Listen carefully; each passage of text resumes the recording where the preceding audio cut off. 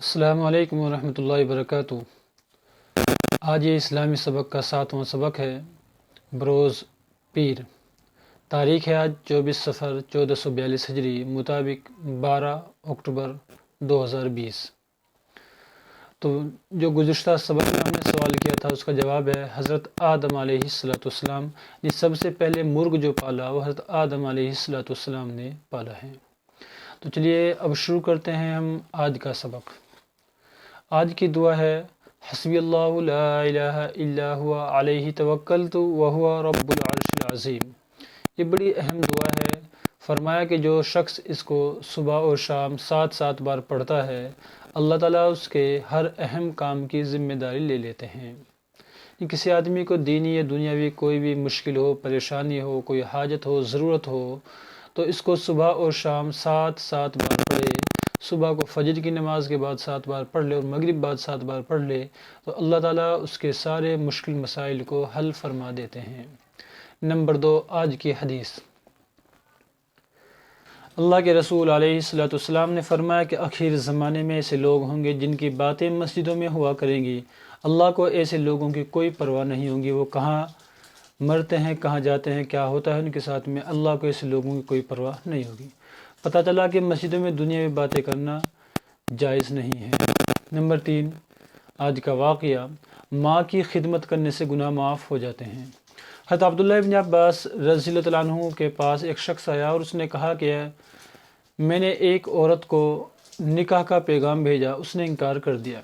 پھر دوسرے شخص نے نکاح کا پیغام بھیجا، اس نے قبول کر لیا، تو مجھے اس سے بڑی غیرت آئی اور میں نے اس کو قتل کر دیا۔ کیا میرے لیے توبہ کا کوئی طریقہ ہے؟ حضرت عبداللہ ابن عباس رضی اللہ تعالیٰ عنہ نے فرمایا کیا تمہاری والدہ زندہ ہیں؟ انہوں نے کہا کہ نہیں۔ آپ نے فرمایا کہ تو پھر اللہ سے توبہ کرو اور جہاں تک ہو سکے اللہ کی خوب عبادت کرو۔ حضرت ابن یسار فرماتے ہیں کہ میں نے حضرت عبداللہ ابن عباس رضی اللہ تعالیٰ عنہ سے پوچھا کہ والدہ کے بارے میں آپ نے کیوں پوچھا؟ حضرت عبداللہ ابن عباس رضی اللہ تعالیٰ عنہ نے فرمایا کہ میرے نزدیک جہاں تک مجھے معلومات ہے والدہ کی خدمت سے زیادہ کوئی عمل انسان کو اللہ کے قریب نہیں کرتا ہے۔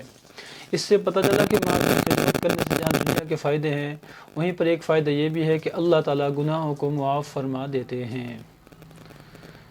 آج کی سنت۔ سفر کی سنتوں میں سے ایک سنت یہ ہے کہ جب انسان سفر کے لیے نکلے تو کم سے کم 2 ساتھی ہونا ضروری ہے، 2 شخص ہوں۔ اگر مجبوری ہے کوئی دوسرا نہیں ہے تو پھر اکیلا جانے کی بھی گنجائش ہے، اجازت ہے، لیکن ہو سکے تو 2 آدمی سفر کے لیے نکلنا چاہیے۔ آج کا سوال اخیر کا یہ ہے کہ اللہ کے رسول علیہ السلام کے 2 نام بڑے مشہور ہیں، محمد اور احمد۔ تو آپ کو یہ بتانا ہے کہ یہ دونوں نام آپ علیہ السلام کے کس نے رکھے ہیں۔ جو حضرات نہیں جانتے اور وہ جاننا چاہتے ہیں، سننا چاہتے ہیں تو ڈسکرپشن میں نے ایک لنک ڈالا ہے، اس کو آپ سن سکتے ہیں۔